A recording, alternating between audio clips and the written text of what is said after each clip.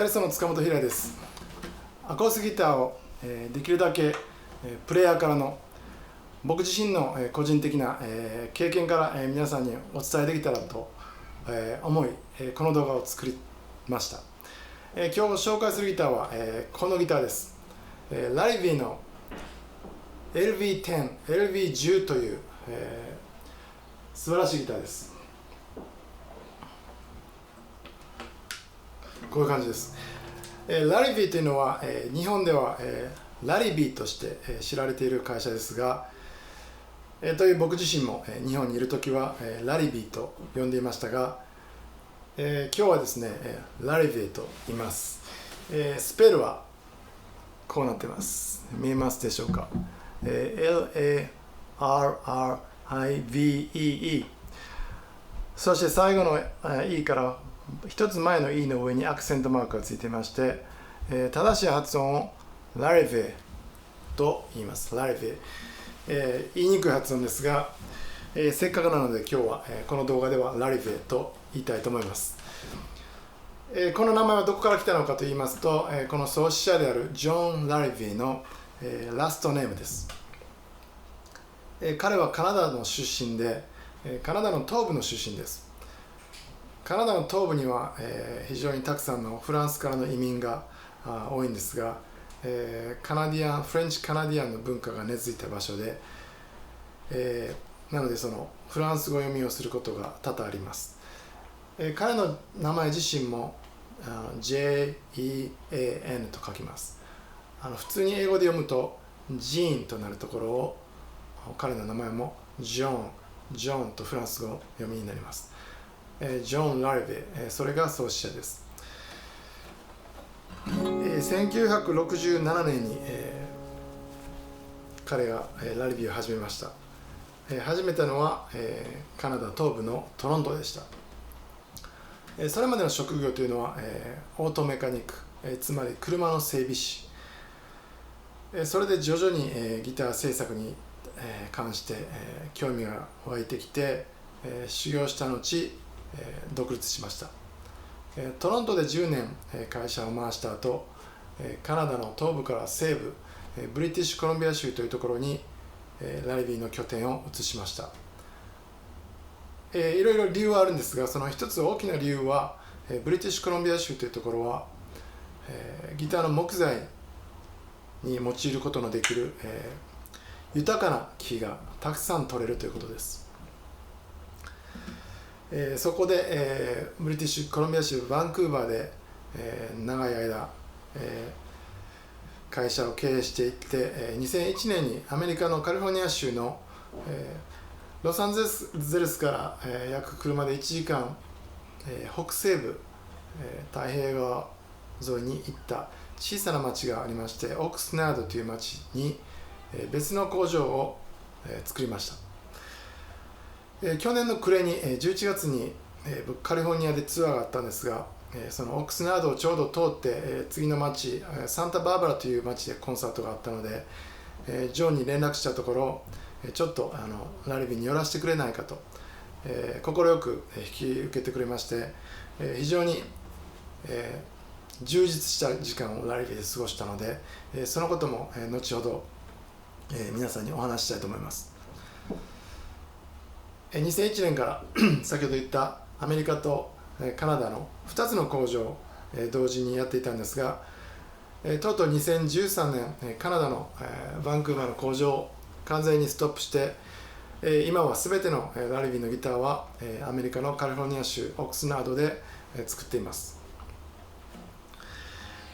このギターに関して LV10 というギター、この名前について少し説明したいと思います。この L はL ボディを意味します。L ボディというのは何か、ラリビーボディということです。後ほど詳しく説明します。そしてこの V ですね。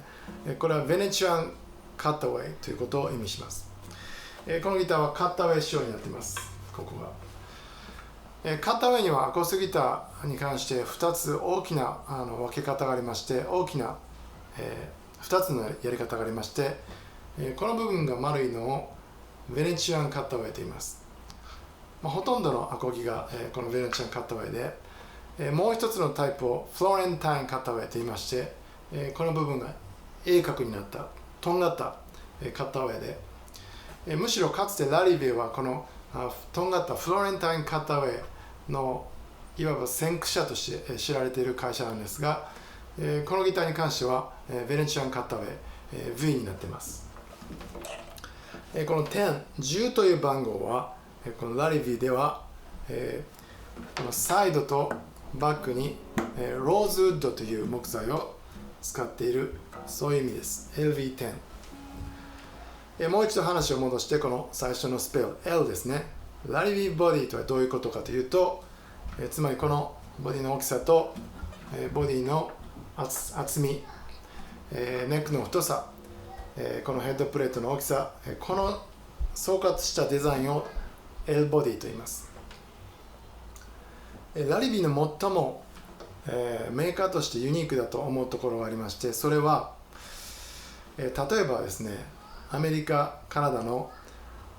多くのギターメーカーの多くがマーティンを模倣することからコピーして、コピーといったらちょっとあれですが、基本的にそのマーティンのモデルを元にして、そこ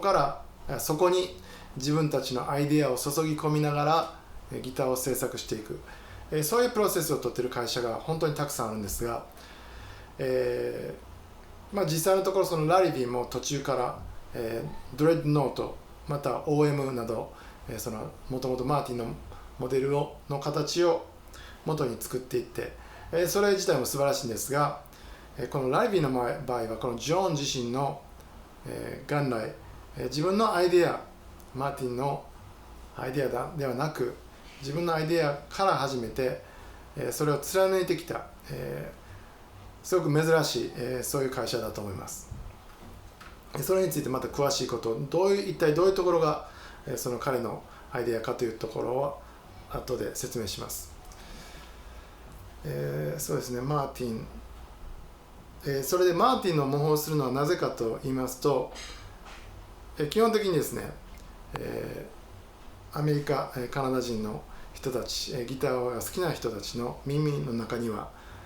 かつてのマーティンのヴィンテージサウンドが頭に入っています。彼らが若かりし頃聴いていた音楽の多くがその実際マーティンの昔のマーティンを使って弾かれているというのもありますし、憧れもあります。なので結局のところギターを買う人たちにとってはそこまで変わったギターを冒険したいわけではなく、むしろその安心できるそのマーティンのサウンドが復刻して新しいギターになっている、そういうギターが実際売れているというのもありますので、もちろんそれは理解できることではあるんですが、それで実際にこのラリビーももともと L ボディを発売していたんですが、そこまで売れ行きが良くなくて、ドレッドノートを発売したところすごく売れてですね、新たなファンを獲得しました。でもそれでも、多くのラリビーのファンたちはやはりこのラリビー、ジョーンが開発したこの L ボディ、むしろオリジナルの、モデルを尊重している、そんな、ところが、実際のところだと思います。はい、このギターに関してスペック的なところをちょっと紹介すると、このトップ材は、セッツカスプルースと言います。セッツカスプルースは、カナダの西部、が主、アメリカのカリフォルニア州の北部から、アラスカにかけて太平洋側の森林で、取れるセッツカスプルースという木材です。非常に美しい、木目です。これも。そしてこのサイドとバックはインディアンローズウッドという、インドから、来た木材です。これもすごく美しい木目です。ネックはマホガニー、そしてこの三角のところにとこの、サイドに、メープルのバインディングが入っています。フィンガーボード、ブリッジプレートはエボニーで、ヘッドプレートもエボニーになっています。またこのギターに関してはこのボディの外周とこの、サウンドホールのところに、美しいアバロンの、貝のインレイが入っています。角度によって、この貝は、緑というか緑ですね、青がかった緑、そんな風に見える、美しい貝が入っています。先ほどそのラリビーの、コンセプトについてちょっと言いましたが、ボディに関してはこんな感じなんですが、実際このラリビーのユニークなところはこの内部にあります。内部というのはブレーシングですね、骨組み。大体アコースティックギターの骨組みというのはこの X の形をしています。これにも X はもちろん入っているんですが、普通ですね、X のところの下に斜めにですねこの2本の棒が入っているんですが、このラリビーに関してはこの2つの棒がこう向きですね、平行してこう入っています。これを Symmetrical Bracing と言います。Symmetrical というのは左右対称だということです。左右対称だと何が起こるか、低音から高音まで非常にバランスよく外に出る、そういうのが、そういうところがあります、この Symmetrical Bracing。そしてラリビーの素晴らしいところは基本的にこの構造自体はほとんど変わっていません、1960年代後半から。ということは別の言い方をすれば、当時彼のアイディア自身が、非常に完成されたものだったと言えると思います。もう一つこのギターに関して僕が大好きなところは、サウンド以外にピッチが非常に安定しているということです。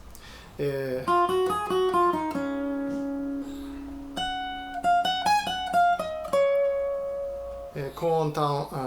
低音、同じピッチが出ます。そして例えばコードを弾いた時は